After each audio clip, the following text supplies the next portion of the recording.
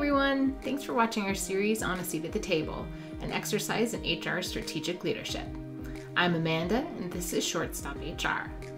Now, this is the second video in our series for A Seat at the Table, and if you missed the first video, take a look at our channel and subscribe for notifications to all of our videos. Now, in the last video, we talked about positioning ourselves as strategic leaders in the workplace. In this video, we'll be reviewing how we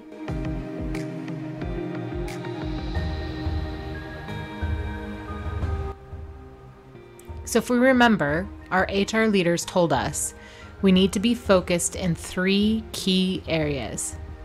We need to understand the business. It doesn't mean all parts of the business, but we need to understand how certain things are done, the processes by we complete our projects, what our team members need to be able to do to be successful in their jobs every day. We need to keep the big picture in mind. We need to be thinking about the future. Are we prepared for it? And then we need to think about how we're developing the workforce. We need to think, do our people have the skills and abilities that we need for them to have in order to be able to be successful with our strategy going forward? There are many ways to achieve this goal, and today I'm going to focus on 5 key areas which we believe to be essential functions for HR strategy. If we HR professionals can understand how to engage and be effective in these areas, this is a great way to contribute as a business leader in your organization.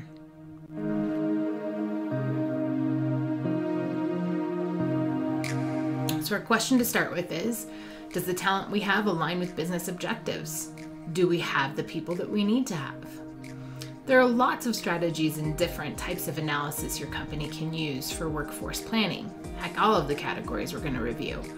We're going to give you a list of some ideas in each of those categories and then just deeper dive into one.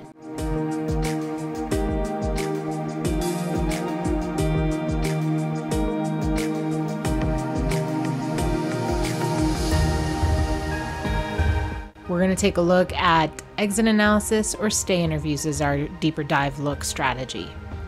Now, this is really a simple exercise, especially easy for smaller companies to use, where HR and the managers can work together to determine planning scenarios for the employees that work for them. What would happen, for example, if Polly were to leave the organization? Would it be a bad thing, or would it be a good thing? Maybe would it be a bad and then a good thing, or a good and then a bad thing? Is Polly a tenured employee with a lot of historical knowledge in the company, but is looking to retire the next few months? What redundancies or knowledge have you captured to prepare for her exit? Do you have the right tools to capture that information, or are you not prepared at all for that transition? Exit analysis can help with that. Now, we also see a lot of companies doing exit interviews, which is a great best practice when people leave your organization. But we've heard a few companies recently talk about using stay interviews, taking time to ask employees why it is that they stay, what they are getting that makes them want to stay. And with those companies, we give a big thumbs up to employers practicing this, because it means that they're engaging with their employees before they think of leaving. And then there's more likelihood that they'll continue to stay. Good job.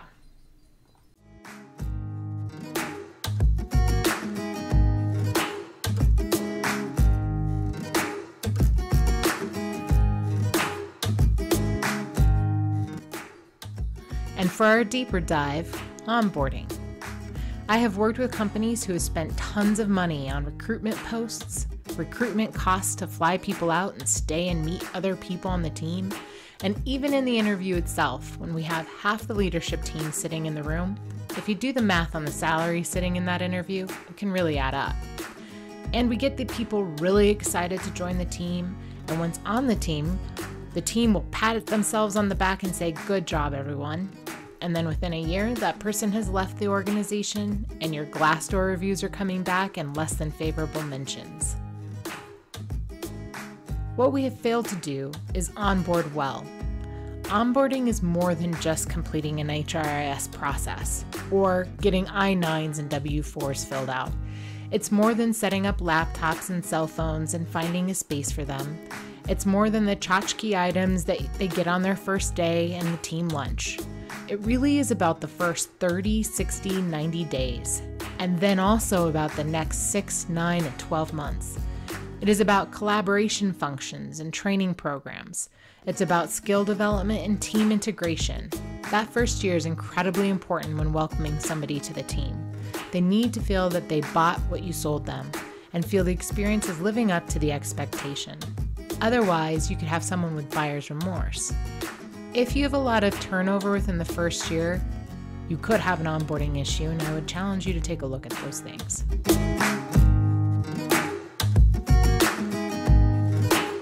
Question to start with. Are we organized correctly? Are the right people, the right skill sets working on the right things? Human resources professionals, for example, must continually employ efforts to analyze redundancies within organizations and be willing to make tough and courageous decisions and recommendations. This is not necessarily a negative for all employees. These activities can contribute to more clearly defined responsibilities, expanded roles, enriched careers, and more appropriate compensation. So our next key focus area, we're going to talk about organizational development and structure. Again, here are several examples of what you can look at.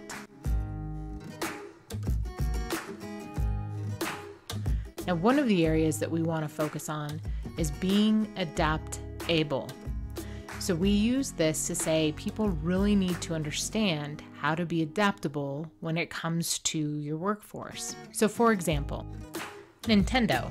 When I was interviewing one of our leaders, she reminded me of how important it is to be adaptable. She used Nintendo to serve as a reminder for adaptability. I remember when my family first bought a Nintendo, it was all the rage. It was the start of a new era for gaming. Then of course we had Nintendo 64 and Wii and some other systems, but they never could quite capture the market space that they once had and sort of disappeared. Xbox and PlayStation were claiming the gaming system market and had been for decades.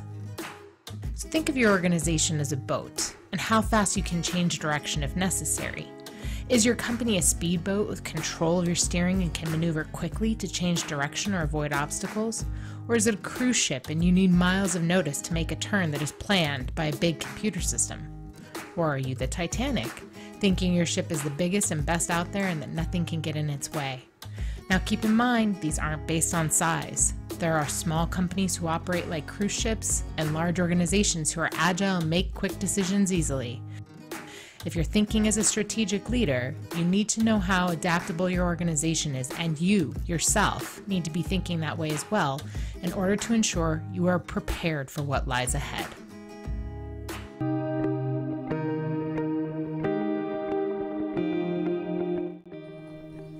Question: are we looking at how we do business now and in the future from all of the different perspectives?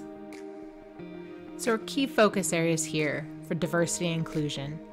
This is a big topic and one that we're really passionate about here at HRX. But there are new generations in the workforce who understand technology, thinking about opportunities for reverse training. How do you incorporate that into your workforce easily with a 30-year tenured employee and the new employee handling training? Is that something you could do? Is that something you could be flexible with? Flexible scheduling. Consider how and where people learn, work best, and no longer live in this box and do it our way. If you want outside of the box thinkers, you can't make them live inside the box. Remember, inclusion is good for business. We're bringing in a more collective group of people that helps us produce better for our company, because these are our customers. And the more opinions, the more insight that we can gather, the more effective we're going to be with our product line and our business and our sales. So again, remember, inclusion is good for business. Last question. Are we preparing our workforce for possible changes in the future? Are we prepared for those changes ourselves? Change management. This is our last key focus area, and this is a big one as well. There are a lot of different pieces of change management, and you can have large change management to mergers and acquisitions, to smaller change management, like changing somebody's cubicle. If you've ever had to do that, it's like you're changing their world, and you are. By changing their real estate, they're no longer sitting next to the people that they've grown comfortable with. They're no longer in the same space in the building that they had been in before and gotten used to. Change is uncomfortable for people. One of the things that we hear a lot when change is happening is nothing will be different. Of course it will be different. That is the whole purpose of change. We need to manage expectations. We need to have good ways for delivering uncomfortable news. Change is uncomfortable. It's scary and unknown. So starting with acknowledging that it is really important. And for our final deeper dive, we're going to look at Tuckman's theory. Tuckman stated that when you bring new teams together or introduce new systems or technology or product lines, you are now in a forming stage. Things look different going forward, and initially, people are resistant to change. And when people are resistant, you're going to hear things like, I'm not going to do it the new way. The way I've always done it has always worked before. When you hear those types of comments, you know you're in a storming phase. And if you're an organization that is healthy and understands this process, you will move out of that storming phase into norming pretty quickly. Norming is where you start to hear people being less resistant to new things. And if you're really lucky, you move into performing phase, where there's little micromanagement, people trust each other to do their jobs, and most people love being a part of this type of team. So here's the catch. Your team cannot stay in performing forever. You must be adaptable and innovative enough to move back to forming. Remember our example of Nintendo earlier? Well, Nintendo moved back into forming and in 2017 came out with the new gaming system called Nintendo Switch. According to NPD Group, which tracks video game sales in the US, from its launch in March of 2017 through November of 2018, Nintendo had sold more units than any other current generation systems at the same point in their lifetime. Pretty incredible. And so now we know some processes to use for strategy, but how do we get there? So click on the next video where we give some tips and tricks for how to align yourself in strategic HR. Thanks for watching our videos. Please feel free to subscribe or give us comments on some strategies you have used in the past as well.